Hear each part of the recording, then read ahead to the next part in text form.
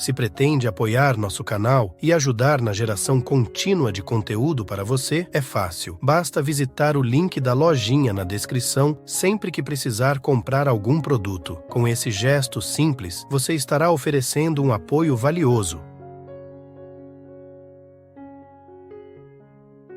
Heráclito dizia, e essa é a frase mais conhecida dele, que nós não podemos tomar banho 2 vezes no mesmo rio, que toda vez que a gente entra o rio já é outro. Ali está acontecendo um movimento, um remanso de transformações. O rio preserva o que ele é, mas se acrescenta de outras águas e vai fazendo o movimento, e ele vai vindo a ser, um constante processo de vir a ser. A santidade é um movimento assim, que faz com que cada vez mais a essência que está em cada um de nós floresça. Nós somos sublimes. Nós não somos perfeitos, mas somos sublimes. Você é sublime. E eu sei que às vezes você vive esquecido disso, porque lhe falta vida de santidade. E o que é essa tal vida de santidade? É a vida que nos coloca num exercício diário de ampliar a nossa consciência, de ampliar tudo aquilo que em nós nos ajuda a encontrar o eixo de nossa verdade pessoal. Na hipocrisia, eu não recruto a minha verdade porque eu fico tentando ser o que eu não sou. Fico tentando parecer, ter um remanso que não é o meu, ser um rio que não sou eu. É preciso estar em si. A vida de santidade, que não é uma vida de perfeição, é uma vida de busca, de cultivo, para que a gente não fique vitimados por aquilo que nos retira da santidade. Vida de santidade não é vida de perfeição, mas é vida de busca pela verdade. Hoje eu sei quem eu sou, eu sei os defeitos que eu tenho, mas preciso saber ainda mais. Que quanto mais eu tomo posse dos meus defeitos, quanto mais você toma posse dos seus defeitos, maior será a sua capacidade de lidar com você. É impressionante, onde existe alguém querendo ser melhor, onde existe alguém querendo livrar-se daquilo que é miserável, que lhe puxa para baixo, todo um contexto, toda uma ambiência é favorecida. No seu ambiente de trabalho, por exemplo, se cada uma daquelas pessoas que compõem aquele ambiente decide ser cooperativo, ser cooperativa, deixar de lado a fofoca, deixar de lado o preconceito, o ambiente de trabalho fica ótimo, fica muito melhor. E ali existe uma busca. Mas as pessoas estão sendo perfeitas? Não. Elas continuam errando. Só que elas erram menos porque elas estão mais conscientes dos erros que já cometeram na vida. Como é que eu identifico que a santidade está acontecendo em mim? Quando eu percebo que não sou tão vítima mais daquilo que antes me fazia cair. Então, se eu tenho a tendência à fofoca, toda vez que a minha língua coça para falar, eu posso até começar, mas de repente, meu Deus, não é isso que eu estou querendo para mim. Toda vez que eu exponho a vida de alguém, toda vez que eu falo mal de alguém, eu estou me expondo muito mais do que estou expondo aquela pessoa. O que me agrega como ser humano falar mal de alguém? Isso é vida de santidade. Quando você continua tendo a tendência de falar mal dos outros, mas você escolhe não falar. Está vendo? Você não está perfeito, mas você está atento às suas imperfeições. Para que elas não prevaleçam, para que elas não fiquem muito maiores do que você, para que você não fique minada na sua incapacidade de decidir pelo melhor. Sabe, minha gente, o mais triste de viver na imperfeição, ser vítima dela, é porque a gente pouco experimenta a satisfação de ser quem somos. Que não se engane, aquela pessoa que não tem nenhum escrúpulo, nenhuma vontade de ser melhor, não faz nenhum esforço para superar aquilo que nela é precário, não se iluda. Essa pessoa está construindo um lugar de muita infelicidade. Pode ser que nem demonstre, mas a infelicidade já está ali. Toda vez que você ler um comentário maldoso que alguém deixou ali, seja numa rede social, hoje é o lugar em que as pessoas mais manifestam essa crueldade, essa maldade, não rebata não. Não retruque, não entre na briga, sabe por quê? Deve ser muito triste ser aquela pessoa. As ofensas que nos doem são as que revelam as verdades que queremos ocultar. Quando não estão minimamente alinhadas à nossa verdade, nem nos abalamos. Entram por um ouvido e saem pelo outro. Muito bem, algumas pessoas imediatamente disseram, mas quando alguém nos calunia, é impossível a gente não ficar ofendido e aquilo não tem nada a ver com a nossa verdade. Claro, mas aí veja bem, eu não disse as calúnias que nos doem, eu nos disse as ofensas. Ofensa, na sua grande maioria, são situações que nos doem justamente porque estão conectadas a uma verdade que nós não gostamos de reconhecer. Se ofendeu, é porque de alguma forma despertou aquilo que você não gosta de mostrar. Pôs na vitrine aquilo que você faz de tudo para colocar debaixo da mesa.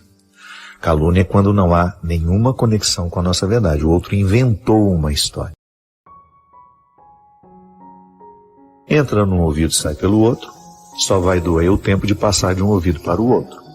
Não é uma situação que nós vamos buscar alimentar, que nós vamos fazer ficar mastigando, né? Como a gente fala na linguagem rural, ficar ruminando. Não. Entrou no ouvido, saiu pelo outro. Agora, se o outro ofendeu, eu acho que sempre vale a pena perguntar, por que me ofendeu? Será que tem alguma conexão com a minha verdade? E se tiver, não perder a oportunidade de alterar. Afinal de contas, até quem não nos quer bem pode nos ajudar a crescer quando nos ofende, desde que a gente queira. As ofensas que nos doem são as que revelam as verdades que queremos ocultar. Quando não estão minimamente alinhadas à nossa verdade, nem nos abalamos. Entram por um ouvido e saem pelo outro. Muito bem, algumas pessoas imediatamente disseram, mas quando alguém nos calunia, é impossível a gente não ficar ofendido e aquilo não tem nada a ver com a nossa verdade. Claro, mas aí veja bem, eu não disse as calúnias que nos doem, eu nos disse as ofensas.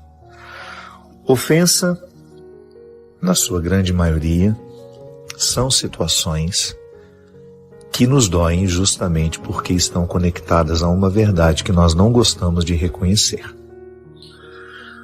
Se ofendeu, é porque de alguma forma despertou aquilo que você não gosta de mostrar. Pôs na vitrine aquilo que você faz de tudo para colocar debaixo da mesa. Calúnia é quando não há nenhuma conexão com a nossa verdade. O outro inventou uma história. Entra num ouvido e sai pelo outro, só vai doer o tempo de passar de um ouvido para o outro. Não é uma situação que nós vamos buscar alimentar, que nós vamos fazer ficar mastigando, né? Como a gente fala na linguagem rural, ficar ruminando. Não. Entrou no ouvido, saiu pelo outro. Agora, se o outro ofendeu, eu acho que sempre vale a pena perguntar: por que que me ofendeu? Será que tem alguma conexão com a minha verdade? E se tiver, não perder a oportunidade de alterar.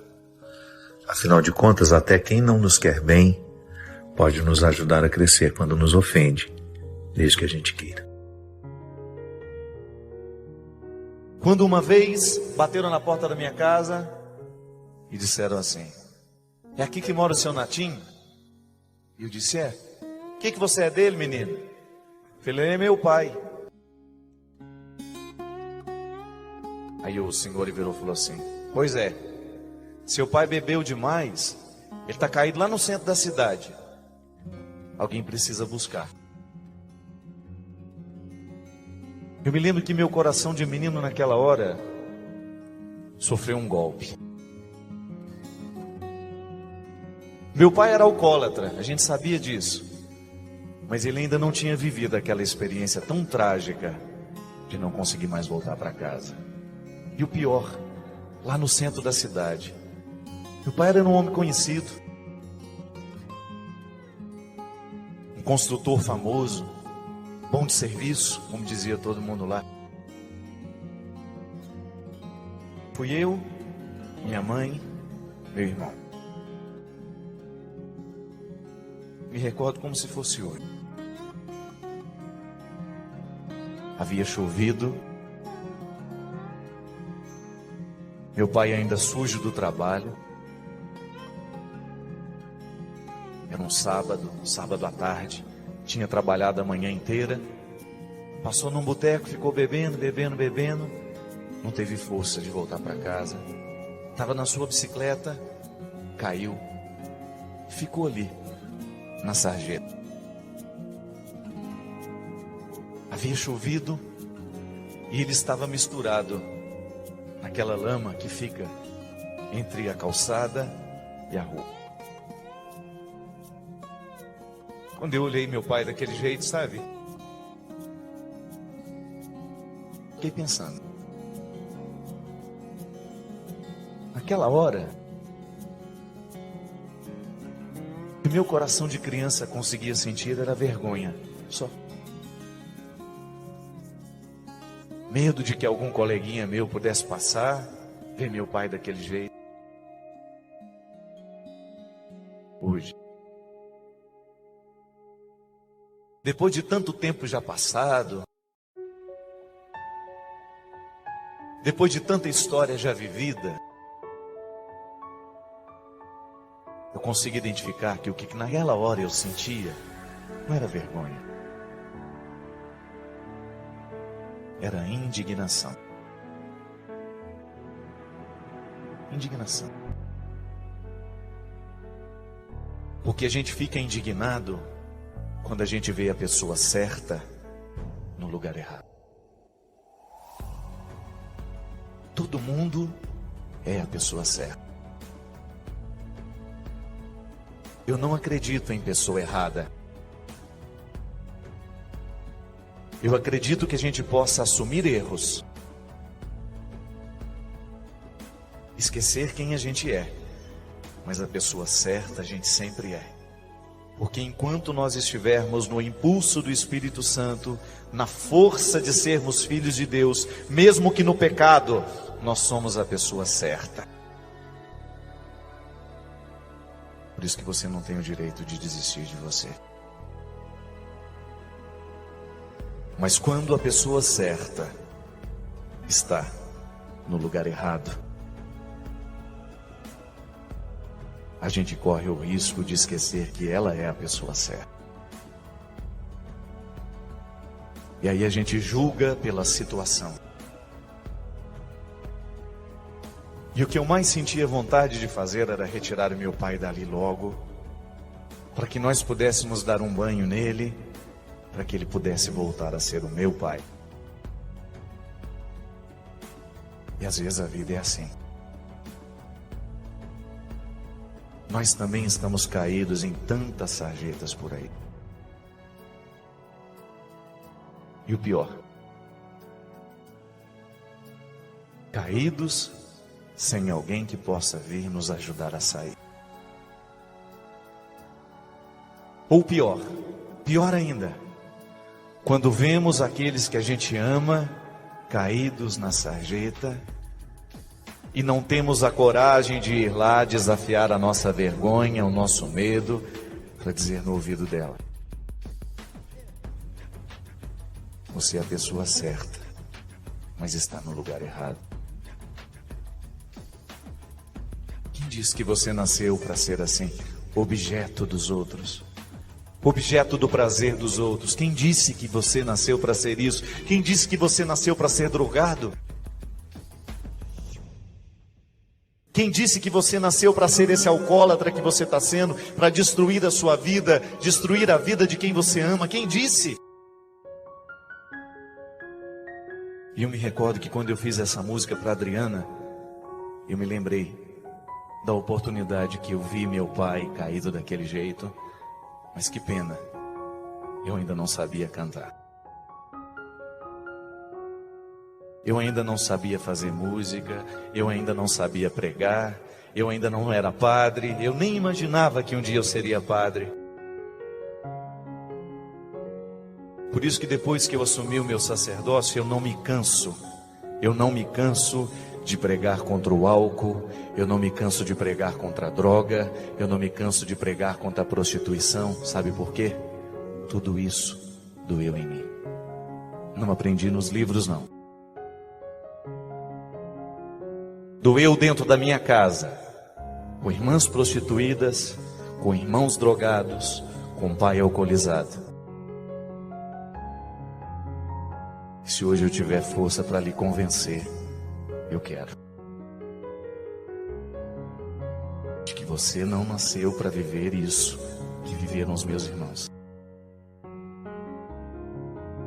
Que você não nasceu para se curvar a todo esse processo de destruição que essa sociedade traz, socializa, nos entrega, como se nós fôssemos um depósito de lixo, como se nós não tivéssemos inteligência para escolher, como se nós de fato estivéssemos prontos para morrer.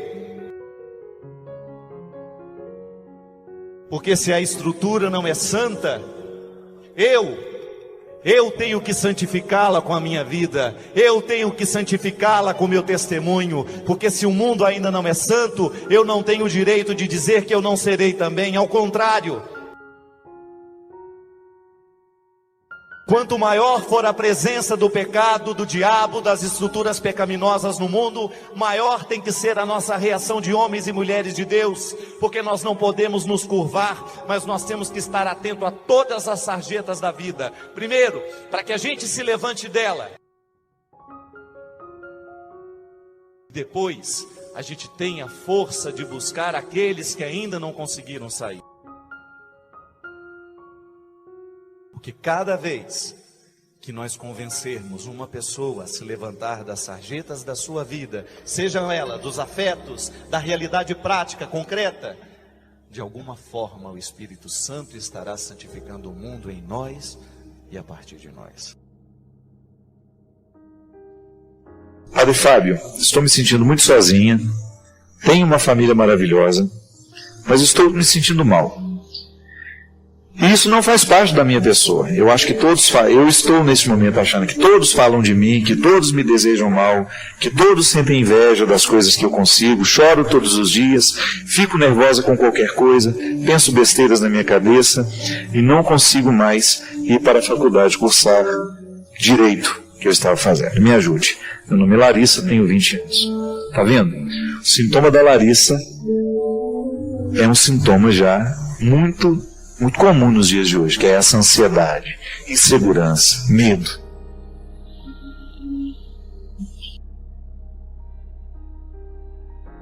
Tudo isso decorrente, de um jeito de viver muito para fora.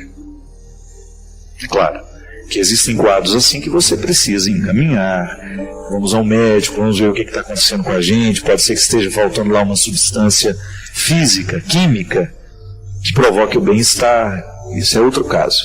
Estou dizendo dessas inseguranças que nós estamos criando, que nós estamos mergulhados nelas, e que estão dificultando demais os nossos convívios, minha gente. Uma coisa é certa: a vida nunca foi fácil. Eu não tenho essa ilusão de pensar que hoje é mais difícil do que foi ontem. Agora, há um fato inegável: o mundo ficou muito modificado de 30 anos para cá. A comunicação mudou radicalmente o mundo. E isso gerou muitas consequências em nós. Uma delas é essa insegurança, esse medo. Nós temos medo. A palavra que hoje caracteriza muita gente é medo. Nós temos medo de que vamos perder o outro. Nós temos medo de que o outro não vai ficar a vida inteira ao nosso lado. Nós temos medo de não dar conta. Nós temos medo da solidão. Nós temos medo de sentir medo. Sabe, minha gente, toda vez que nós decidimos por fazer uma experiência de Deus, a gente precisa entender que Deus vai mexer nisso tudo. Que Deus vai começar a mexer nas estruturas da nossa vida para que a gente tenha, primeiro, consciência de que não podemos ser assim. De que nós estamos vulneráveis a ser assim. Nós estamos vulneráveis porque nós estamos mergulhados neste mundo assim, mas nós podemos fazer uma experiência nova. Dentro aí da sua casa, dentro do seu quarto, aí na sua solidão, hoje você pode escolher por uma vida nova. Você não está condenado a viver a vida de todo mundo. Hoje você tem a oportunidade de ser tocado por essa força de Jesus, por esse impulso de Jesus, por essa graça que Jesus nos oferece, para provocar dentro de você uma revolução. Essa transformação interior que se chama conversão. Hoje eu quero olhar para o mundo com um pouco mais de otimismo, com um pouco mais de esperança e com um pouco mais de disposição. Não quero permitir, não quero admitir de jeito nenhum, eu não quero admitir que eu tenha que morrer com os defeitos que tenho hoje. Eu tenho a possibilidade de olhar para as minhas misérias e atravessar esse mar. Eu tenho a oportunidade de chegar do outro lado muito melhor do que eu estou aqui hoje. Porque Deus quer isso de mim. Deus quer isso de você. Pode ser que você também esteja mergulhado em muitas dificuldades, em muitos desânimos. Pode ser que você também hoje se sinta sozinha. Pode ser que você já não esteja nem se suportando mais. Pode ser que você esteja com dificuldade de se amar. Pode ser que você esteja com dificuldade de se cuidar. Dê uma oportunidade a Deus. Faça valer a sua religião. Que ela não seja mais um código de obrigações, não. Permita que hoje sua alma seja visitada por essa certeza. Deus ainda lhe quer. Permita que o novo de Deus hoje venha dar um banho, venha lavar tudo aquilo que é velho dentro de você, que não está mais servindo para nada. Não velho, né? Tudo aquilo que está estragado, porque o velho eu quero permanecer, eu quero que muita coisa antiga fique dentro de mim. O que está estragado, permita que o novo de Deus venha substituir tudo aquilo que está danificado em você. Permita que hoje Deus venha renovar os seus sonhos. Permita que hoje Deus venha renovar as suas esperanças. Permita que hoje Deus venha cuidar de você. Permita que hoje o amor de Deus possa encontrar o seu coração e fazê-lo sentir novamente a satisfação de ser quem você é. Porque quando Deus entra na nossa vida, é a primeira coisa que Ele faz. Ele nos dá motivos para a gente sorrir. Satisfação de ser quem a gente é. De você olhar-se, reconhecer-se miserável, mas ao mesmo tempo satisfeito com o que você está fazendo com todas essas misérias. Que você está administrando bem. Que o seu trabalho está sendo frutuoso. E que porque esse trabalho está sendo frutuoso, a graça de Deus está dando muita oportunidade de crescer em você. Que Ele lhe acompanhe. Que Ele lhe abençoe.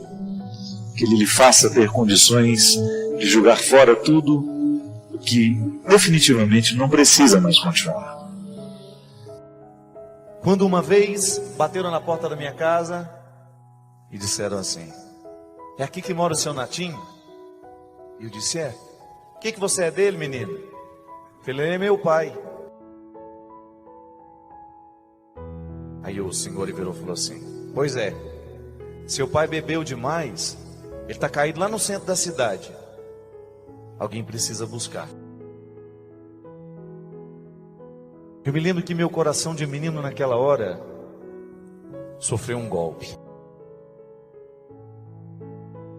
Meu pai era alcoólatra, a gente sabia disso, mas ele ainda não tinha vivido aquela experiência tão trágica de não conseguir mais voltar para casa. E o pior, lá no centro da cidade, meu pai era um homem conhecido, um construtor famoso, bom de serviço, como dizia todo mundo lá. Fui eu, minha mãe, meu irmão. Me recordo como se fosse hoje. Havia chovido. Meu pai ainda sujo do trabalho. Era um sábado à tarde. Tinha trabalhado a manhã inteira. Passou num boteco, ficou bebendo. Não teve força de voltar para casa. Estava na sua bicicleta, caiu, ficou ali, na sarjeta. Havia chovido e ele estava misturado naquela lama que fica entre a calçada e a rua. Quando eu olhei meu pai daquele jeito, sabe? Fiquei pensando. Naquela hora, o que meu coração de criança conseguia sentir era vergonha, só. Medo de que algum coleguinha meu pudesse passar, ver meu pai daquele jeito. Hoje, depois de tanto tempo já passado, depois de tanta história já vivida, eu consigo identificar que o que naquela hora eu sentia não era vergonha, era indignação. Indignação. Porque a gente fica indignado quando a gente vê a pessoa certa no lugar errado. Todo mundo é a pessoa certa. Eu não acredito em pessoa errada. Eu acredito que a gente possa assumir erros, esquecer quem a gente é, mas a pessoa certa a gente sempre é. Porque enquanto nós estivermos no impulso do Espírito Santo, na força de sermos filhos de Deus, mesmo que no pecado, nós somos a pessoa certa. Por isso que você não tem o direito de desistir de você. Mas quando a pessoa certa está no lugar errado, a gente corre o risco de esquecer que ela é a pessoa certa. E aí a gente julga pela situação. E o que eu mais sentia vontade de fazer era retirar o meu pai dali logo, para que nós pudéssemos dar um banho nele, para que ele pudesse voltar a ser o meu pai. E às vezes a vida é assim. Nós também estamos caídos em tantas sarjetas por aí. E o pior, caídos sem alguém que possa vir nos ajudar a sair. Ou pior ainda, quando vemos aqueles que a gente ama caídos na sarjeta e não temos a coragem de ir lá desafiar a nossa vergonha, o nosso medo, para dizer no ouvido dela: Você é a pessoa certa, mas está no lugar errado. Quem disse que você nasceu para ser assim, objeto dos outros? Objeto do prazer dos outros? Quem disse que você nasceu para ser isso? Quem disse que você nasceu para ser drogado? Quem disse que você nasceu para ser esse alcoólatra que você está sendo, para destruir a sua vida, destruir a vida de quem você ama? Quem disse? E eu me recordo que quando eu fiz essa música para Adriana, eu me lembrei da oportunidade que eu vi meu pai caído daquele jeito. Mas que pena, eu ainda não sabia cantar. Eu ainda não sabia fazer música, eu ainda não sabia pregar, eu ainda não era padre, eu nem imaginava que um dia eu seria padre. Por isso que depois que eu assumi o meu sacerdócio, eu não me canso de pregar contra o álcool, eu não me canso de pregar contra a droga, eu não me canso de pregar contra a prostituição. Sabe por quê? Tudo isso doeu em mim. Não aprendi nos livros, não. Doeu dentro da minha casa, com irmãs prostituídas, com irmãos drogados, com pai alcoolizado. Se hoje eu tiver força para lhe convencer, eu quero. De que você não nasceu para viver isso que viveram os meus irmãos. Que você não nasceu para se curvar a todo esse processo de destruição que essa sociedade traz, socializa, nos entrega, como se nós fôssemos um depósito de lixo, como se nós não tivéssemos inteligência para escolher, como se nós de fato estivéssemos prontos para morrer. Porque se a estrutura não é santa, eu tenho que santificá-la com a minha vida, eu tenho que santificá-la com o meu testemunho, porque se o mundo ainda não é santo, eu não tenho o direito de dizer que eu não serei também, ao contrário. Quanto maior for a presença do pecado, do diabo, das estruturas pecaminosas no mundo, maior tem que ser a nossa reação de homens e mulheres de Deus, porque nós não podemos nos curvar, mas nós temos que estar atento a todas as sarjetas da vida. Primeiro, para que a gente se levante dela. Depois, a gente tenha força de buscar aqueles que ainda não conseguiram sair. Que cada vez que nós convencermos uma pessoa a se levantar das sarjetas da sua vida, sejam elas dos afetos, da realidade prática, concreta, de alguma forma o Espírito Santo estará santificando o mundo em nós e a partir de nós. Padre Fábio, estou me sentindo muito sozinha, tenho uma família maravilhosa, mas estou me sentindo mal. E isso não faz parte da minha pessoa. Eu acho que eu estou nesse momento achando que todos falam de mim, que todos me desejam mal, que todos sentem inveja das coisas que eu consigo, choro todos os dias, fico nervosa com qualquer coisa, penso besteiras na minha cabeça e não consigo mais ir para a faculdade cursar direito que eu estava fazendo. Me ajude. Meu nome é Larissa, tenho 20 anos. Tá vendo? O sintoma da Larissa é um sintoma já muito comum nos dias de hoje, que é essa ansiedade, insegurança, medo.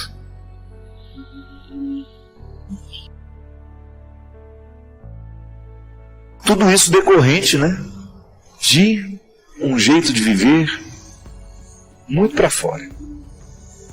É claro que existem quadros assim que você precisa encaminhar, vamos ao médico, vamos ver o que está acontecendo com a gente, pode ser que esteja faltando lá uma substância física, química, que provoque o bem-estar. Isso é outro caso. Estou dizendo dessas inseguranças que nós estamos criando, que nós estamos mergulhados nelas e que estão dificultando demais os nossos convívios, minha gente. Uma coisa é certa, a vida nunca foi fácil. Eu não tenho essa ilusão de pensar que hoje é mais difícil do que foi ontem. Agora, há um fato inegável. O mundo ficou muito modificado de 30 anos para cá. A comunicação mudou radicalmente o mundo.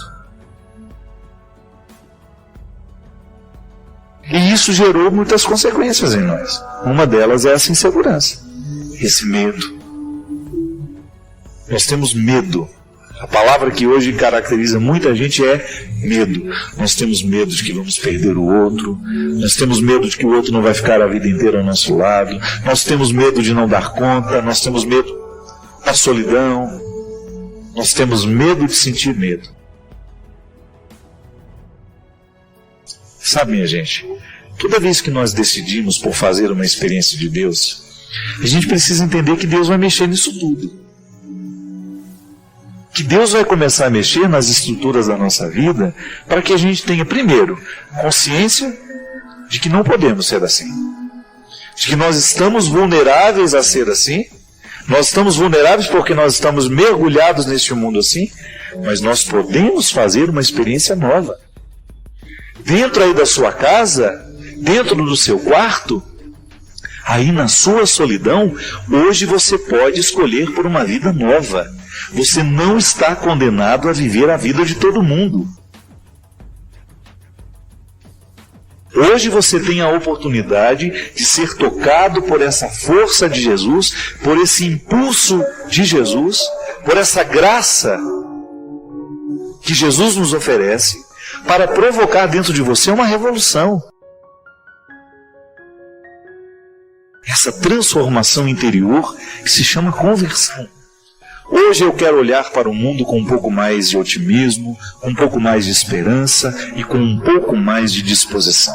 Não quero permitir, não quero admitir de jeito nenhum, eu não quero admitir que eu tenha que morrer com os defeitos que tenho hoje. Eu tenho a possibilidade de olhar para as minhas misérias e atravessar esse mar. Eu tenho a oportunidade de chegar do outro lado muito melhor do que eu estou aqui hoje. Porque Deus quer isso de mim. Deus quer isso de você. Pode ser que você também esteja mergulhado em muitas dificuldades, em muitos desânimos. Pode ser que você também hoje se sinta sozinha. Pode ser que você já não esteja nem se suportando mais. Pode ser que você esteja com dificuldade de se amar. Pode ser que você esteja com dificuldade de se cuidar. Dê uma oportunidade a Deus. Faça valer a sua religião. Que ela não seja mais um código de obrigações, não. Permita que hoje sua alma seja visitada por essa certeza. Deus ainda lhe quer. Permita que o novo de Deus hoje venha dar um banho, venha lavar tudo aquilo que é velho dentro de você, que não está mais servindo para nada. Não velho, né? Tudo aquilo que está estragado, porque o velho eu quero permanecer, eu quero que muita coisa antiga fique dentro de mim. O que está estragado, permita que o novo de Deus venha substituir tudo aquilo que está danificado em você. Permita que hoje Deus venha renovar os seus sonhos. Permita que hoje Deus venha renovar as suas esperanças. Permita que hoje Deus venha cuidar de você. Permita que hoje o amor de Deus possa encontrar o seu coração e fazê-lo sentir novamente a satisfação de ser quem você é. Porque quando Deus entra na nossa vida, é a primeira coisa que Ele faz. Ele nos dá motivos para a gente sorrir. Satisfação de ser quem a gente é. De você olhar-se, reconhecer-se miserável, mas ao mesmo tempo satisfeito com o que você está fazendo com todas essas misérias. Que você está administrando bem. Que o seu trabalho está sendo frutuoso. E que porque esse trabalho está sendo frutuoso, a graça de Deus está encontrando muita oportunidade de crescer em você. Que Ele lhe acompanhe. Que Ele lhe abençoe. Que Ele lhe faça ter condições de jogar fora tudo o que definitivamente não precisa mais continuar. E quando a gente olha diferente, quando Ele modifica o nosso jeito, quando eu tenho um olhar semelhante ao de Jesus, naturalmente eu vou ter comportamentos semelhantes ao dele. As minhas escolhas serão mais parecidas com a dele. porque Ele é o meu referencial. Eu não posso me desprender disso. Se eu digo que sigo Jesus, eu preciso, é obrigação minha, ter os comportamentos e as atitudes dele. Não tem sentido a gente rezar e não permitir que essa oração transforme quem a gente é, né? Não faz sentido isso. É o que a gente falava aqui no início do programa. Todos nós estamos vivendo um combate diário. Contra quem? Contra nós mesmos. Porque sou eu que fico me boicotando. É você que se boicota. Quando você não permite que a sua oração atinja o cerne da sua existência, de que vale rezar tanto? A oração que não transforma a vida não faz sentido. E às vezes a gente reza é justamente para esconder a nossa indisposição de lidar com o que é humano. Eu preciso mexer aqui nas minhas misérias, e porque não tenho coragem de fazer isso, eu finjo que sou um beato. E vivo rezando para poder dar uma satisfação ao outro, e vivo rezando para poder parecer ao outro de que estou no caminho certo. Quando na verdade o nosso alento não vem dessa exposição pública. Isso tem que ser o nosso compromisso. Às vezes a pessoa passa pela nossa vida uma única vez. Eu preciso deixar nela os registros do meu cristianismo. Às vezes a gente nunca mais vai voltar a encontrar aquela pessoa lá. Uma viagem que você fez. Você precisa deixar nela as marcas do seu cristianismo. Deus nos quer transformados, nele transformados. A proposta cristã é tão fantástica, tão bonita. Eu tenho como referencial Jesus e nele eu quero ficar transformado. Quero ser parecido com ele. Você se recorda que quando você era criança e você admirava muito um super-herói, ou você admirava muito um professor, ou seu pai, a sua mãe, alguém que era adulto, que era maior que você, que tinha mais poder, você não tinha vontade de ser parecido com aquela pessoa? Quantas vezes você vai para o salão de beleza, né? Senta lá naquela cadeira e fala, eu quero ter o cabelo da Carolina Dickmann, né? Eu quero ficar parecido com fulano de tal. Isso é natural na vida humana. Mas pelo amor de Deus, queira parecer com alguém que verdadeiramente pode interferir no seu jeito de ser. Eu até admito a possibilidade de você gostar daquele cabelo e cortar igual. Não é nenhum problema não. Mas queira uma semelhança mais profunda com alguém, e que esse alguém seja Jesus. Queira conhecê-lo, buscar as alturas. Esse tema que tantas vezes foi recorrente aqui, o buscar as coisas do alto, é também buscar as coisas de dentro. Minha gente, essa é uma carência muito grande nossa nos dias de hoje. Nós estamos cada vez mais indispostos em buscar as coisas de dentro. O nosso olhar é sempre muito para fora. Nós estamos desaprendendo o olhar de dentro. Agora eu acredito que o nosso comprometimento com Jesus, que o nosso cristianismo, que essa oportunidade de lutar do jeito certo, de alcançar esse crescimento tão necessário para que a gente se distinga no mundo como um cristão de verdade, essa luta vale a pena. Porque nós queremos um mundo melhor. E nós queremos trazer para este mundo em que nós estamos situados os valores do reino dos céus. Porque essa escatologia tem sentido. Essa esperança tem sentido. Essa religião tem sentido. O que nós esperamos para a eternidade, nós já antecipamos no tempo. Com a nossa vida, com o nosso jeito de ser. E isso é cristianismo. Quando você é capaz de olhar para o outro, sabendo que ele é igual a você. Que não há dinheiro no mundo que possa nos tornar melhores que o outro. Que não há nenhum sucesso. Eu sou um homem de sucesso, eu sou uma mulher de sucesso, eu estudei, eu fiz isso e aquilo. O seu cristianismo vai lhe mostrar que de nada vale todo este sucesso, que de nada vale todo este reconhecimento, se você não souber viver com serenidade, se você não souber olhar para aqueles que estão do seu lado com respeito, com amor, com carinho. Quantas orações a gente precisa para que Deus transforme o nosso coração? É a quantidade? Eu creio que não. É a qualidade do que a gente reza. Então, digamos que a pessoa faça muito menos orações do que nós, e ela já tem um comportamento cristão. Ela trata as pessoas de maneira cristã. Ela é justa nas suas relações. Ela é verdadeira. Ela promove o bem. Às vezes, eu não me atenho à religião que as pessoas professam. Por isso eu sou amigo de tantas pessoas que têm uma religião diferente da minha e estabeleço relações muito fecundas com gente que nem acredita em Deus. E graças a Deus, porque eu creio, por onde eu vou, eu tenho encontrado testemunhos assim. Às vezes no aeroporto. Padre, eu me identifico com o seu discurso. Por quê? Faço questão de perguntar, né?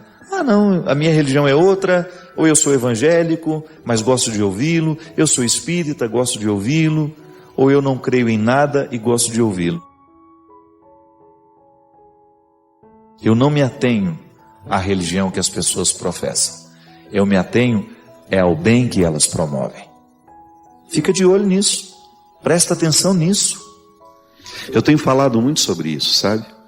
Às vezes eu observo a maneira como nós rezamos e eu fico preocupado porque a nossa oração é muito a expressão daquilo que nós queremos. Nós rezamos e pedimos muito a Deus o que a gente quer. Mas eu não acho isso muito honesto. Porque pode ser que o que nós hoje estejamos pedindo, fruto do querer que nós conhecemos, porque o querer está muito mais à flor da pele. O que você quer? É mais fácil dizer do que se nós precisássemos dizer o que nós necessitamos.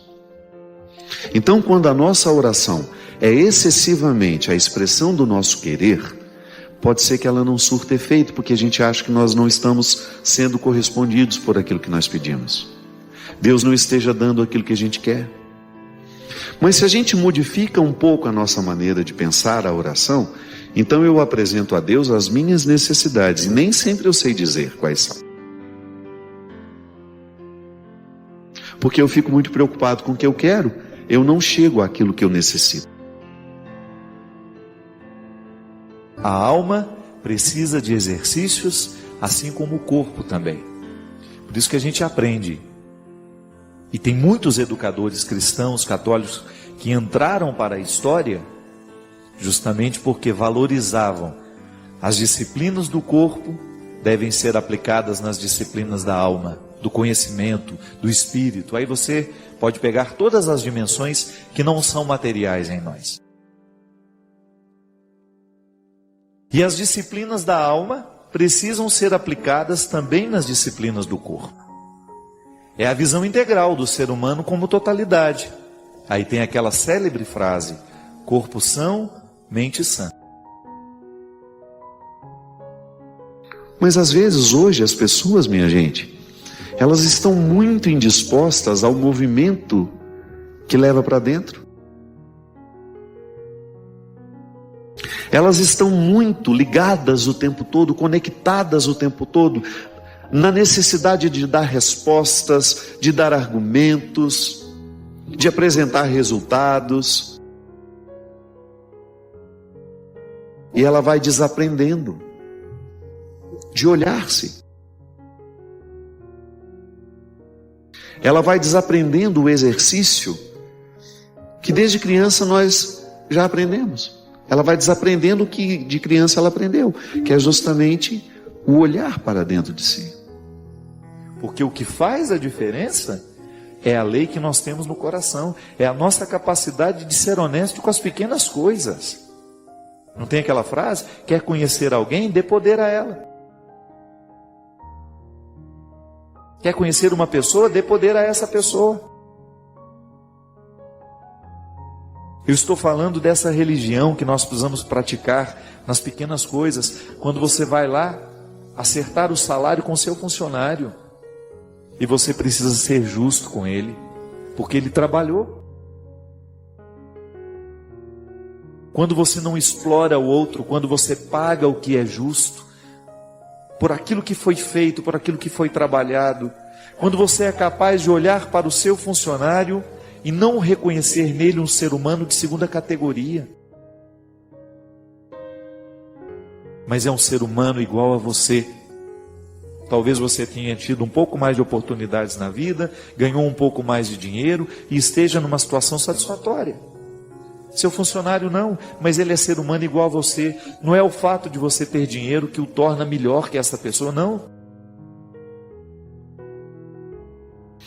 Jesus nos deu exemplos muito claros de como ele era um especialista em olhar para dentro e fazer com que aqueles que passavam pela vida dele também se tornassem adeptos do olhar para dentro.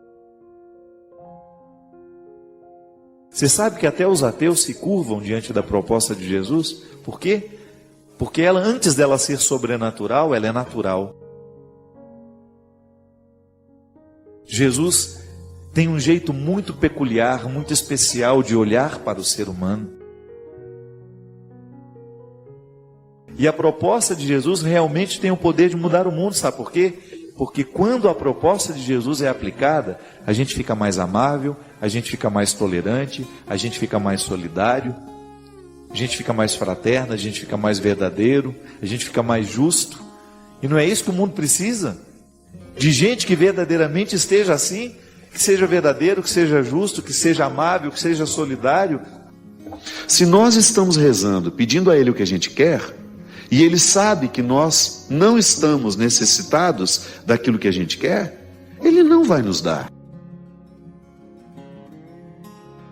O milagre não é possível, porque Deus não vai nos tratar de forma imatura. Quando eu insisto em permitir que o outro me apresente o tempo todo o que ele quer, eu posso criar uma criança imatura. Ou melhor, eu posso criar um filho imaturo. E ele vai ter dificuldade de lidar com as suas necessidades. É tão natural para a criança isso. Tanto é que ela é ensimesmada, né? Nós precisamos até puxar um pouco, porque senão ela não sai dela. Ela vive em torno das necessidades dela. Amadurecimento é justamente quando você adquire o equilíbrio. Eu sou capaz de contemplar as minhas necessidades, mas eu também sou capaz de perceber as necessidades dos outros. A criança é aquele ser que não tem capacidade ainda de contemplar as necessidades dos outros, por isso ela é tão egoísta. Mas nós também não podemos viver o extremo de um dia viver a incapacidade de perceber as nossas necessidades. Jesus sobreviveu humanamente ao que de mais cruel o ser humano pode viver. Por quê? Ele era um homem especialista em olhar para dentro. Você pode dizer, mas ele era Deus. Não se esqueça que ele precisou enfrentar humanamente as realidades. O que nos identifica como cristãos é a nossa atitude, é o nosso caráter. É o que São Paulo fala aos Filipenses.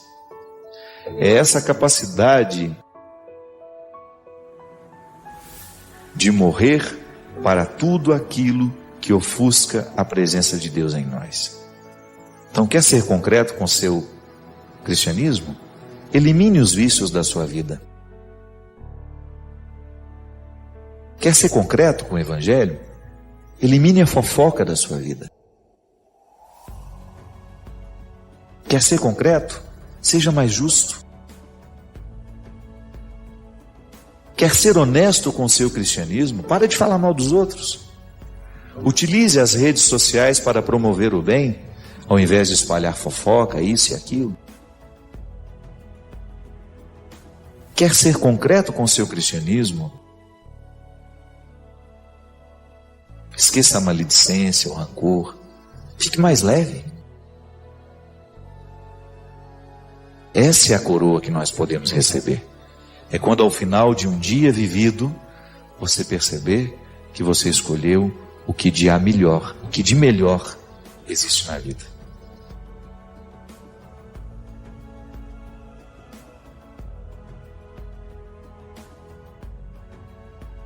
E quando a gente olha diferente, quando ele modifica o nosso jeito, quando eu tenho um olhar semelhante ao de Jesus, naturalmente eu vou ter comportamentos semelhantes ao dele. As minhas escolhas serão mais parecidas com a dele, porque ele é o meu referencial. Eu não posso me desprender disso. Se eu digo que sigo Jesus, eu preciso, é obrigação minha, ter os comportamentos e as atitudes dele. Não tem sentido a gente rezar e não permitir que essa oração transforme quem a gente é, né? Não faz sentido isso. É o que a gente falava aqui no início do programa. Todos nós estamos vivendo um combate diário. Contra quem? Contra nós mesmos. Porque sou eu que fico me boicotando. É você que se boicota. Quando você não permite que a sua oração atinja o cerne da sua existência, de que vale rezar tanto? A oração que não transforma a vida não faz sentido. E às vezes a gente reza justamente para esconder a nossa indisposição de lidar com o que é humano. Eu preciso mexer aqui nas minhas misérias, e porque não tenho coragem de fazer isso, eu finjo que sou um beato. E vivo rezando para poder dar uma satisfação ao outro, e vivo rezando para poder parecer ao outro de que estou no caminho certo. Quando na verdade o nosso alento não vem dessa exposição pública. Isso tem que ser o nosso compromisso. Às vezes a pessoa passa pela nossa vida uma única vez. Eu preciso deixar nela os registros do meu cristianismo. Às vezes a gente nunca mais vai voltar a encontrar aquela pessoa lá. Uma viagem que você fez. Você precisa deixar nela as marcas do seu cristianismo. Deus nos quer transformados, nele transformados. A proposta cristã é tão fantástica, tão bonita. Eu tenho como referencial Jesus, e nele eu quero ficar transformado, quero ser parecido com ele.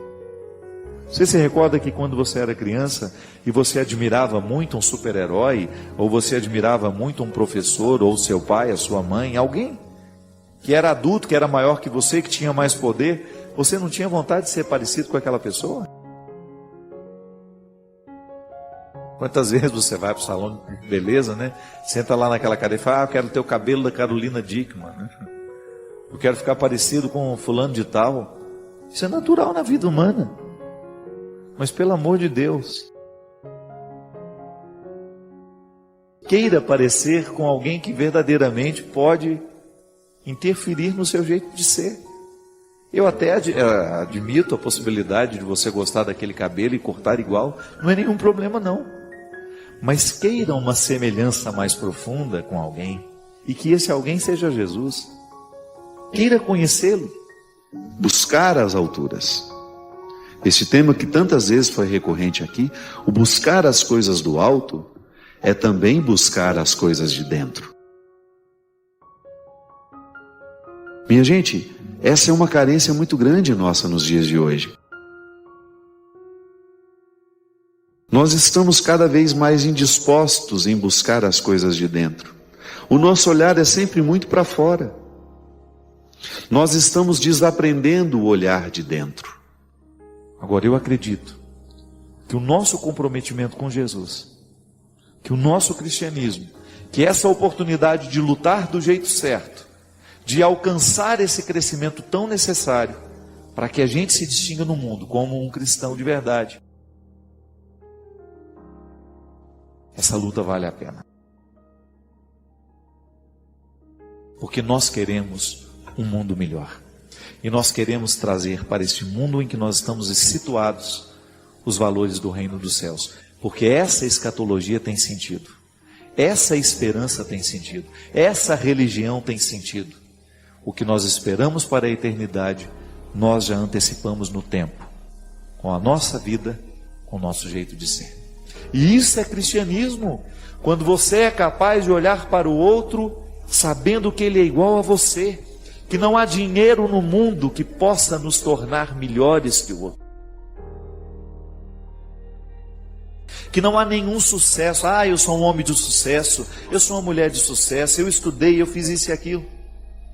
O seu cristianismo vai lhe mostrar que de nada vale todo este sucesso, que de nada vale todo este reconhecimento, se você não souber viver com serenidade, se você não souber olhar para aqueles que estão do seu lado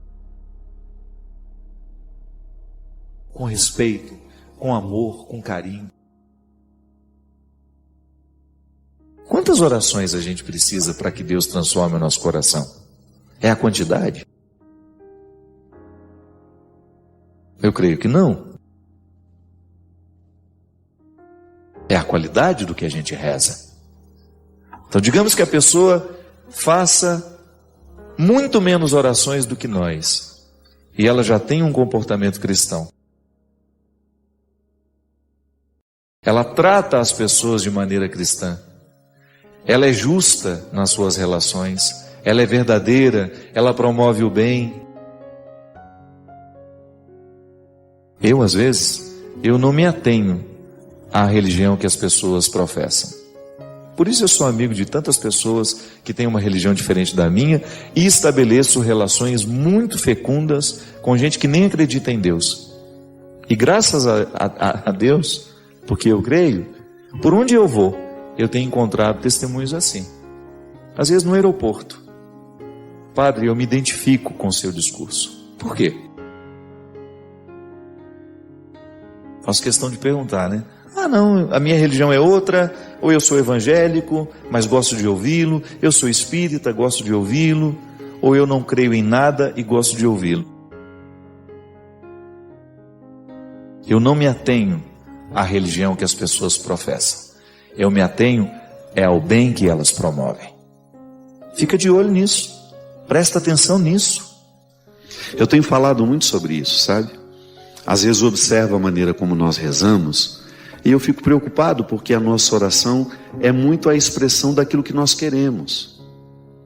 Nós rezamos e pedimos muito a Deus o que a gente quer. Mas eu não acho isso muito honesto.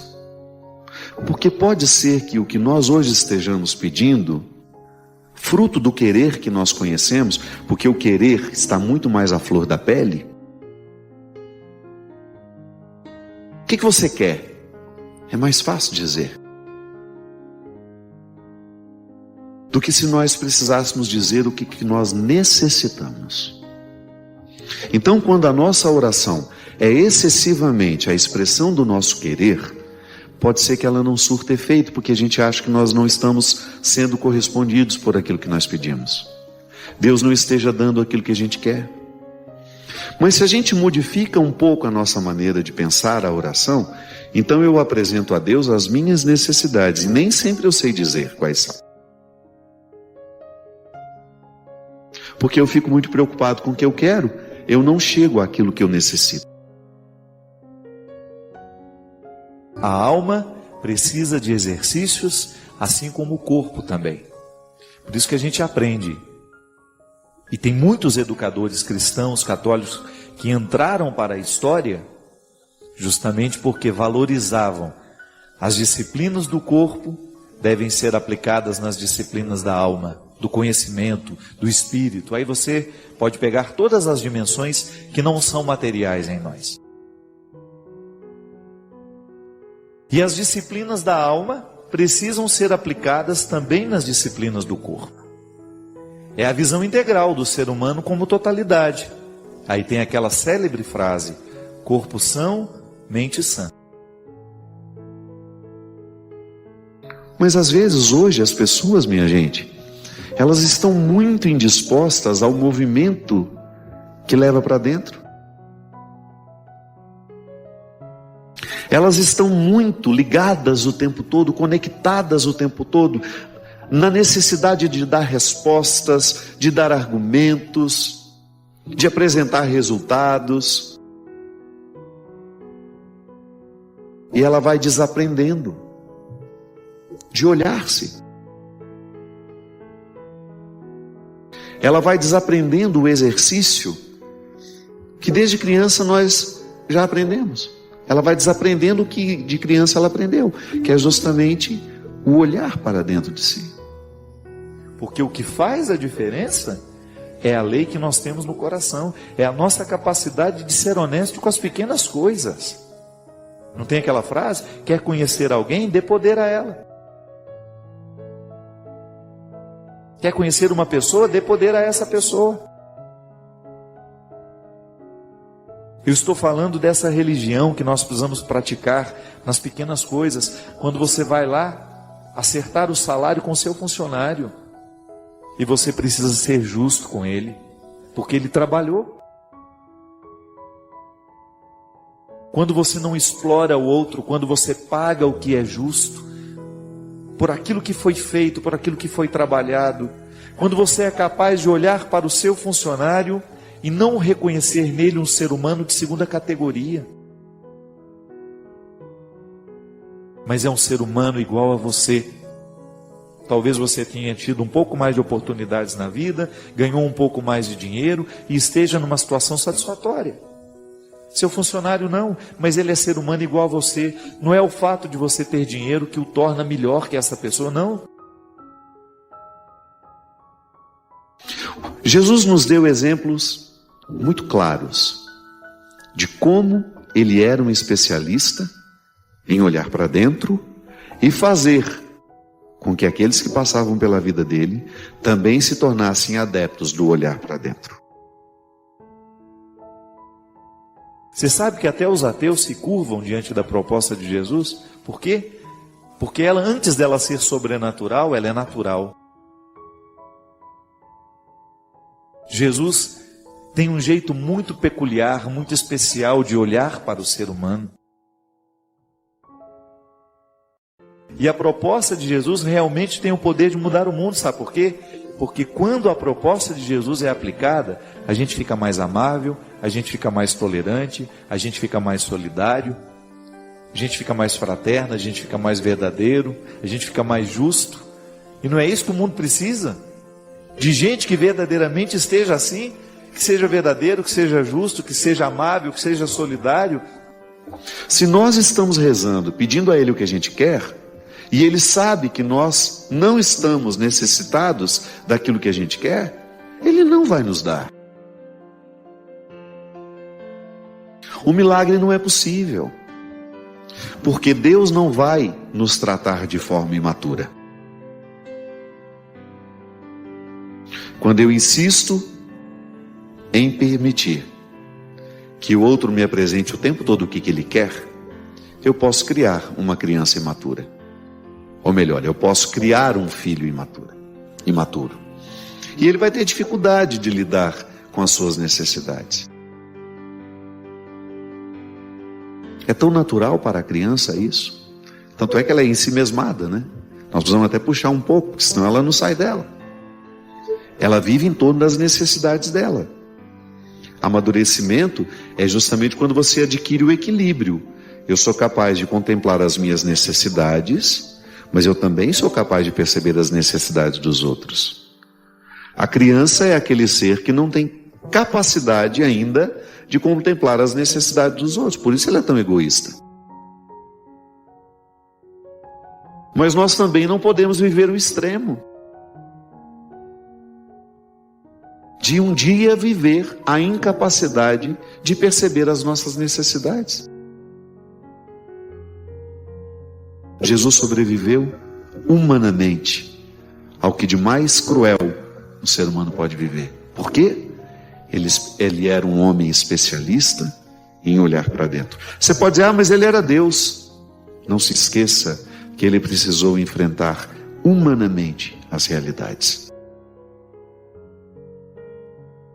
O que nos identifica como cristãos é a nossa atitude, é o nosso caráter. É o que São Paulo fala aos Filipenses. É essa capacidade de morrer para tudo aquilo que ofusca a presença de Deus em nós. Então, quer ser concreto com seu cristianismo? Elimine os vícios da sua vida. Quer ser concreto com o Evangelho? Elimine a fofoca da sua vida.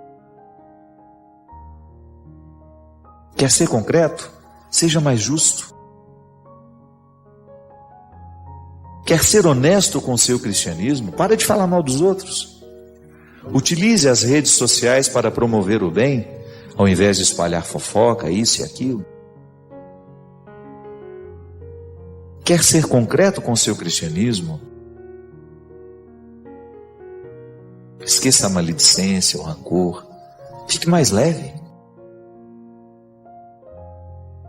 Essa é a coroa que nós podemos receber. É quando ao final de um dia vivido, você perceber que você escolheu o que de melhor existe na vida. Você o experimenta de forma pequena, você o experimenta de forma grande, porque nós somos limitados. O nosso limite é tão grande, minha gente, que nós não sabemos viver sem o outro. Por isso a gente sofre quando os outros vão embora da nossa vida. A condição de limite nos faz pensar o outro como parte de nós. Eu, porque sou limitado, porque tenho limites, eu preciso amar. Isso é tão lindo, minha gente. O amor nasce do limite. Quando a gente reconhece que a gente não dá conta da vida sozinhos. O amor do outro me faz viver a experiência do complemento. Eu me torno maior porque você me ama. E eu fico maior quando eu amo alguém. Por isso que o sofrimento é natural quando as pessoas vão embora da nossa vida. Por isso a gente sente tanta saudade. A gente sente tanta saudade das pessoas que são especiais na nossa vida. A saudade é uma concretização do limite. A saudade nos ajuda a mensurar o quanto que nós amamos. Retire uma pessoa da sua vida, pense a sua vida sem aquela pessoa e você vai descobrir o quanto que você a ama. É experiência de limite. Por isso que o amor é dor, o amor é sofrimento. E quanto mais a gente mergulha na capacidade de amar, maior será a nossa sensibilidade para o sofrimento. Aí você vai dizer, então padre, quanto mais a gente ama, mais a gente sofre. Eu lamento informar que é. Porque a experiência de amar é a experiência de tocar o limite. Por isso o sofrimento está tão atrelado ao amor. Gente, nós não sofremos quando a gente não ama. Não há causas para sofrer quando você não ama. Mas eu lhe pergunto, é possível viver nessa vida sem o envolvimento do amor? Não é possível. Não há amor sem sofrimento, não há sofrimento sem amor. Por isso que nós não temos que criar dentro de nós uma ilusão. A partir de hoje a minha vida vai ser linda, a minha vida não vai ter dificuldades. Infelizmente essa notícia nós não podemos dar aos amantes. As pessoas que verdadeiramente amam nessa vida, elas sofrem por grandes causas sim, elas não são indiferentes aos sofrimentos que estão do lado. E por isso que Jesus convida o tempo todo os seus amigos a viverem a experiência do amor. O sofrimento de Jesus foi porque nos amou. Seja honesto com você.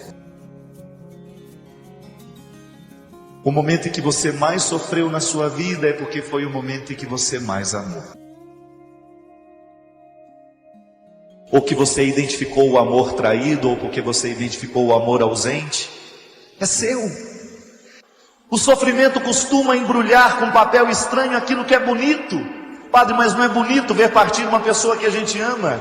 É sim, porque naquele momento em que ela está partindo, o processo naturalíssimo da vida, você está identificando que um dia alguém extraiu o que você tinha de melhor.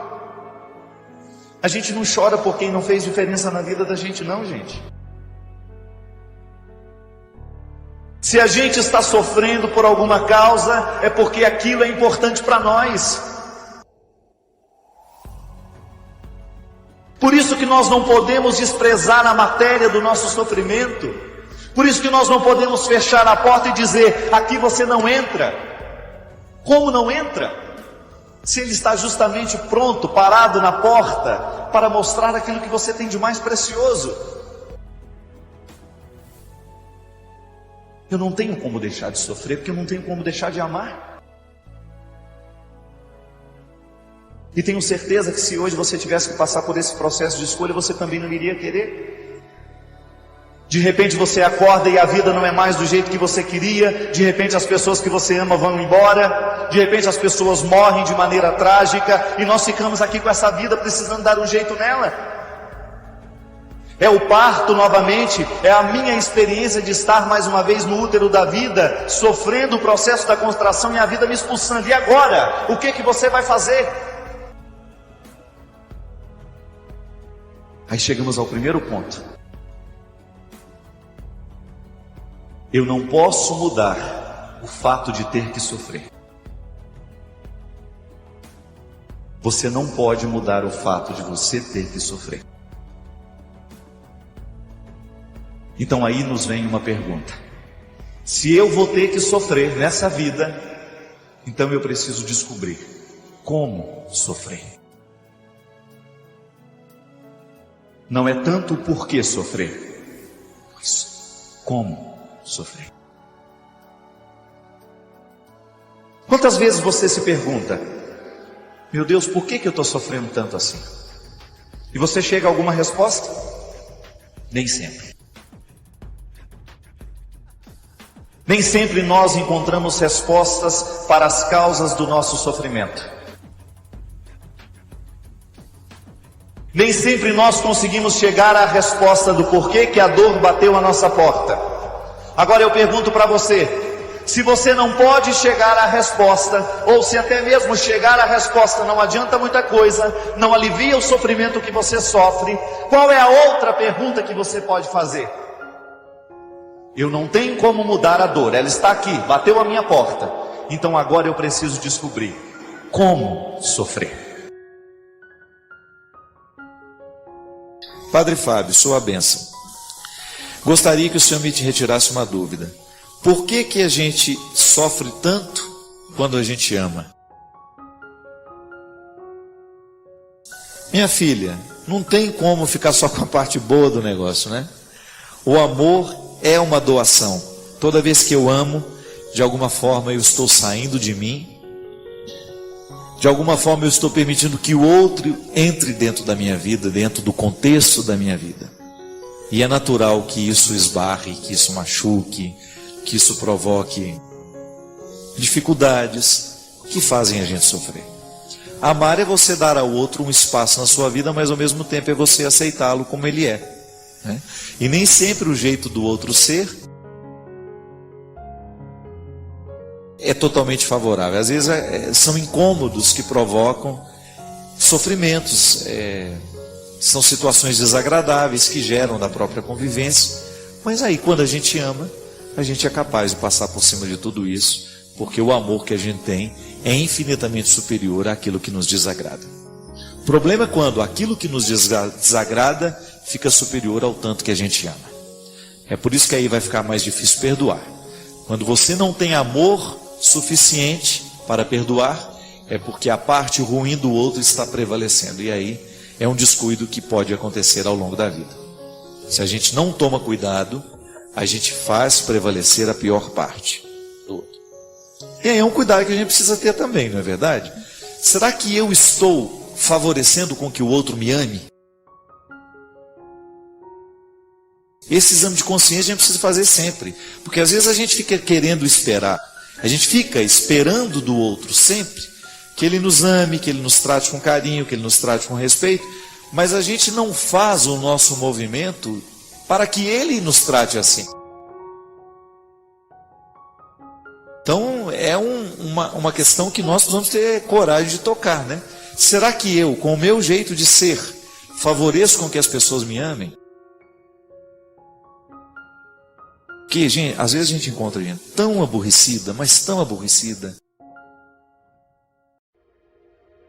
que fica difícil amá-las. E não é que o outro não quer amar, é porque o outro coloca muito empecilho, obstáculo, com o próprio jeito de ser. Então precisamos tomar cuidado, porque se a gente fica aborrecido demais, a gente vai afastar as pessoas de nós. Se a gente fica pegajoso demais, o outro não aguenta isso. Ninguém aguenta gente pegajosa. Então cuidado para você não cometer os exageros. Você quer tanto ser amado pelo outro, que você acaba chutando. Como é que é? Colocando os pés pelas mãos, né? Tem a expressão, né? Cuidado para você não forçar demais para que o outro queira bem, para que o outro te ame, e isso acaba provocando o efeito contrário. O amor é natural, minha gente. A amizade é um processo natural. A aproximação é um processo natural. Se não aconteceu é porque não tem naturalidade nisso. A gente não pode exigir que o outro nos ame, a gente não pode exigir que o outro nos queira como amigos. Agora, a gente pode exigir o respeito. E a relação respeitosa, ela sempre faz muito bem a todos nós. Então, cuidado para você não permitir que a parte ruim da pessoa que você ama, que faz parte da sua vida, venha prevalecer sobre o amor que você tem por ela. E você que é amado, cuidado para você não oferecer demais ao outro a sua pior parte e dificultar esse relacionamento. Padre Fábio, sua bênção. Gostaria que o senhor me retirasse uma dúvida. Por que a gente sofre tanto quando a gente ama? Minha filha, não tem como ficar só com a parte boa do negócio, né? O amor é uma doação. Toda vez que eu amo, de alguma forma eu estou saindo de mim, de alguma forma eu estou permitindo que o outro entre dentro da minha vida, dentro do contexto da minha vida. E é natural que isso esbarre, que isso machuque, que isso provoque dificuldades que fazem a gente sofrer. Amar é você dar ao outro um espaço na sua vida, mas ao mesmo tempo é você aceitá-lo como ele é, né? E nem sempre o jeito do outro ser é totalmente favorável. Às vezes são incômodos que provocam sofrimentos, são situações desagradáveis que geram da própria convivência. Mas aí, quando a gente ama, a gente é capaz de passar por cima de tudo isso, porque o amor que a gente tem é infinitamente superior àquilo que nos desagrada. O problema é quando aquilo que nos desagrada fica superior ao tanto que a gente ama. É por isso que aí vai ficar mais difícil perdoar. Quando você não tem amor suficiente para perdoar, é porque a parte ruim do outro está prevalecendo. E aí é um descuido que pode acontecer ao longo da vida. Se a gente não toma cuidado, a gente faz prevalecer a pior parte do outro. E aí é um cuidado que a gente precisa ter também, não é verdade? Será que eu estou favorecendo com que o outro me ame? Esse exame de consciência a gente precisa fazer sempre, porque às vezes a gente fica querendo esperar, a gente fica esperando do outro sempre que ele nos ame, que ele nos trate com carinho, que ele nos trate com respeito, mas a gente não faz o nosso movimento para que ele nos trate assim. Então é uma questão que nós precisamos ter coragem de tocar, né? Será que eu, com o meu jeito de ser, favoreço com que as pessoas me amem? Porque, gente, às vezes a gente encontra gente tão aborrecida, mas tão aborrecida, que fica difícil amá-las. E não é que o outro não quer amar, é porque o outro coloca muito empecilho, obstáculo, com o próprio jeito de ser. Então precisamos tomar cuidado, porque se a gente fica aborrecido demais, a gente vai afastar as pessoas de nós. Se a gente fica pegajoso demais, o outro não aguenta isso. Ninguém aguenta gente pegajosa. Então cuidado para você não cometer os exageros. Você quer tanto ser amado pelo outro que você acaba chutando. Como é que é? Colocando os pés pelas mãos, né? Tem a expressão, né? Cuidado para você não forçar demais para que o outro queira bem, para que o outro te ame, e isso acaba provocando o efeito contrário. O amor é natural, minha gente. A amizade é um processo natural. A aproximação é um processo natural. Se não aconteceu é porque não tem naturalidade nisso. A gente não pode exigir que o outro nos ame, a gente não pode exigir que o outro nos queira como amigos. Agora, a gente pode exigir o respeito. E a relação respeitosa, ela sempre faz muito bem a todos nós. Então, cuidado para você não permitir que a parte ruim da pessoa que você ama, que faz parte da sua vida, venha prevalecer sobre o amor que você tem por ela. E você que é amado, cuidado para você não oferecer demais ao outro a sua pior parte e dificultar esse relacionamento. Padre Fábio, é possível ser feliz sofrendo? Tudo depende do jeito como a gente sofre, né? Há sofrimentos que são redentores. São aqueles que você descobre a razão do sofrer. Então eu estou vivendo uma privação na minha vida, digamos, vou dar um exemplo. Eu preciso passar num vestibular. Então eu sofro a ansiedade daquela responsabilidade de ter que passar. Agora, a partir do momento que eu começo a estudar, eu continuo sofrendo, porque a ansiedade ainda está em mim. Mas eu começo a descobrir o caráter redentor do sofrimento, que é justamente preparar o resultado. Quando nós perdemos alguém, por exemplo, não vamos falar de morte física, não. Vamos falar de morte psíquica, né? Que é quando você perde um namorado, quando um amigo te trai. Tudo isso causa sofrimento dentro de você. Agora, se você vive esse sofrimento de maneira infértil, isto é, sofre por sofrer, como é que a gente sofre por sofrer? Quando a gente permite que o ódio fique tomando conta de nós, quando o ódio começa a administrar os nossos sentimentos, aí você sofre dobrado, porque você não joga fora o que te fez mal. É igual quando a comida nos faz mal, ela prejudica o corpo. Quando nós vivemos sentimentos estragados, ela faz mal ao nosso espírito, à nossa alma, tudo que faz parte dessa condição psíquica, daquilo que não é material. Claro que o cérebro é material, mas há algumas coisas que extrapolam essa materialidade cerebral. Então a gente tem um processo de amargura, um processo de depressão, de tristeza. São vários os estágios do sofrimento. Se a gente não administra bem, por exemplo, a tristeza, é possível que isso vire uma depressão depois. Então o que a gente precisa fazer para sofrer do jeito certo? Primeiramente, ser honesto.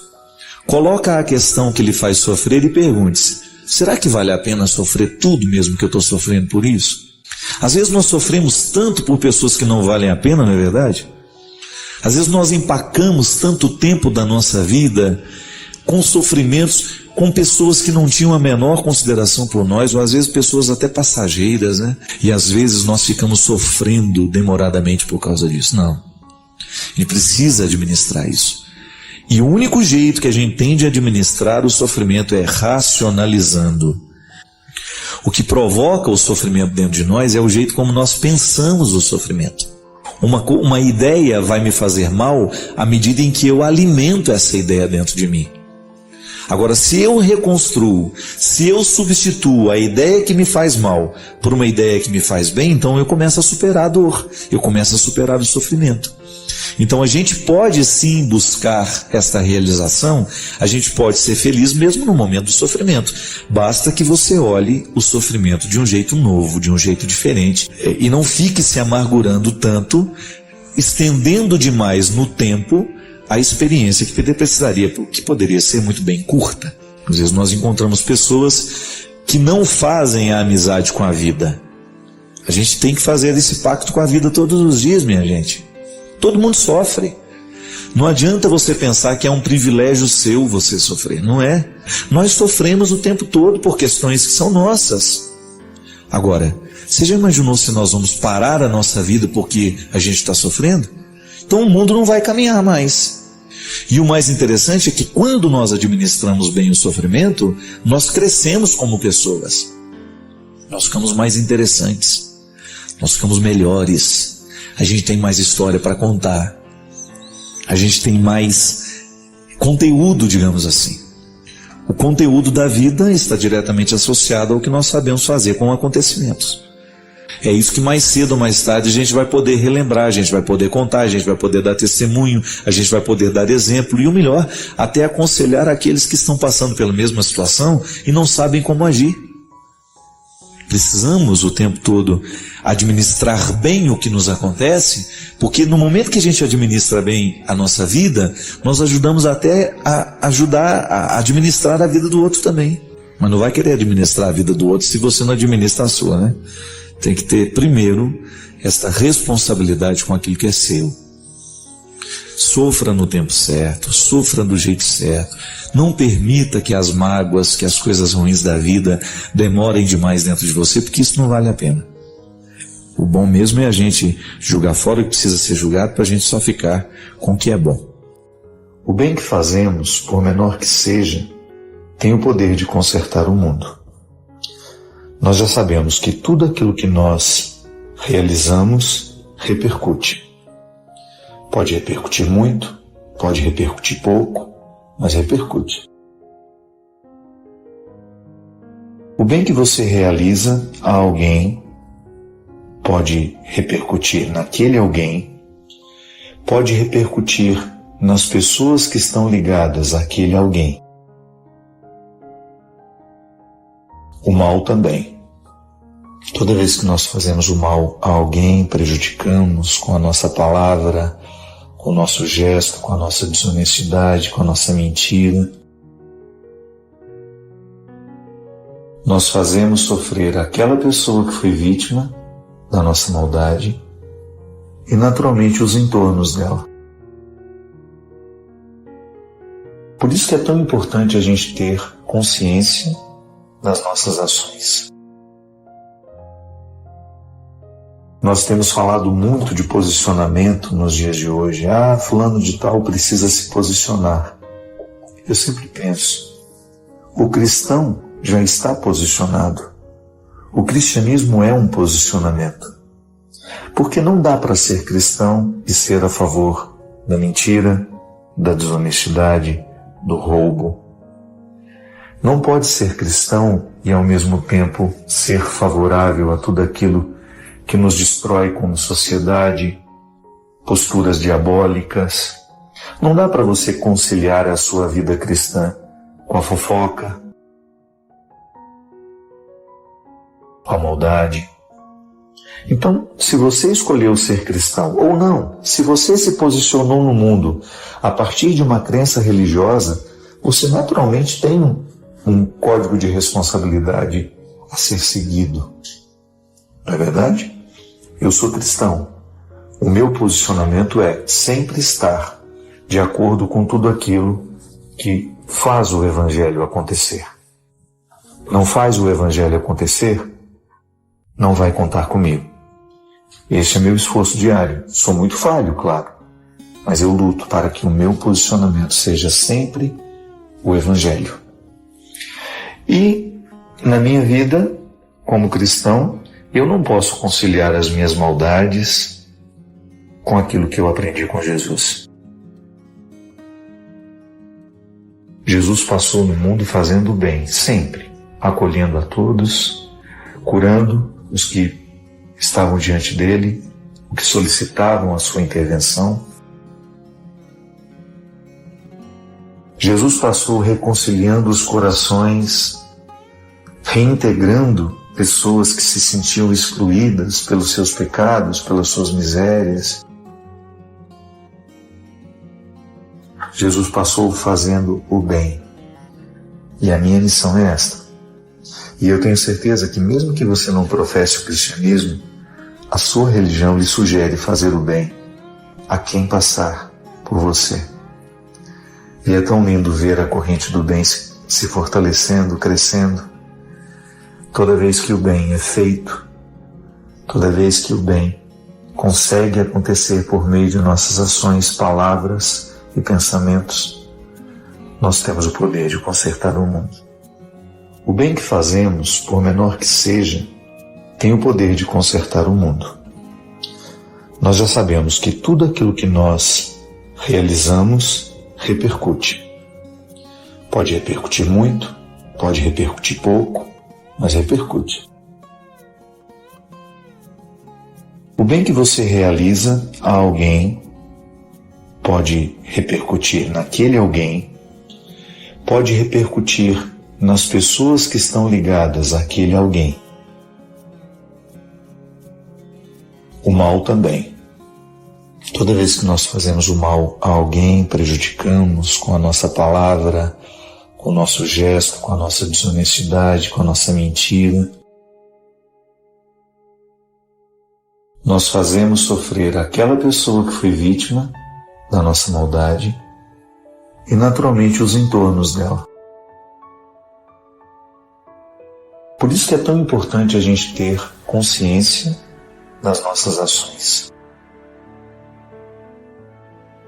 Nós temos falado muito de posicionamento nos dias de hoje.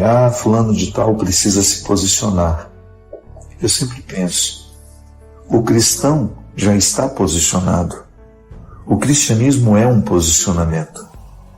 Porque não dá para ser cristão e ser a favor da mentira, da desonestidade, do roubo. Não pode ser cristão e ao mesmo tempo ser favorável a tudo aquilo que nos destrói como sociedade, posturas diabólicas. Não dá para você conciliar a sua vida cristã com a fofoca, com a maldade. Então, se você escolheu ser cristão ou não, se você se posicionou no mundo a partir de uma crença religiosa, você naturalmente tem um código de responsabilidade a ser seguido. Não é verdade? Eu sou cristão. O meu posicionamento é sempre estar de acordo com tudo aquilo que faz o Evangelho acontecer. Não faz o Evangelho acontecer, não vai contar comigo. Este é meu esforço diário. Sou muito falho, claro, mas eu luto para que o meu posicionamento seja sempre o Evangelho. E na minha vida, como cristão, eu não posso conciliar as minhas maldades com aquilo que eu aprendi com Jesus. Jesus passou no mundo fazendo o bem, sempre, acolhendo a todos, curando os que estavam diante dele, os que solicitavam a sua intervenção. Jesus passou reconciliando os corações, reintegrando pessoas que se sentiam excluídas pelos seus pecados, pelas suas misérias. Jesus passou fazendo o bem. E a minha missão é esta. E eu tenho certeza que mesmo que você não professe o cristianismo, a sua religião lhe sugere fazer o bem a quem passar por você. E é tão lindo ver a corrente do bem se fortalecendo, crescendo. Toda vez que o bem é feito, toda vez que o bem consegue acontecer por meio de nossas ações, palavras e pensamentos, nós temos o poder de consertar o mundo. Senhor, nós vos rogamos humildemente por todos que ouviram esta mensagem. Proteja e guarde esta pessoa, para que, confortada com o dom de vossa graça, goze prosperidade, paz e harmonia, e dê no mundo testemunho de vossa glória, comportando-se como o verdadeiro templo do Senhor. Por Cristo, nosso Senhor. Amém.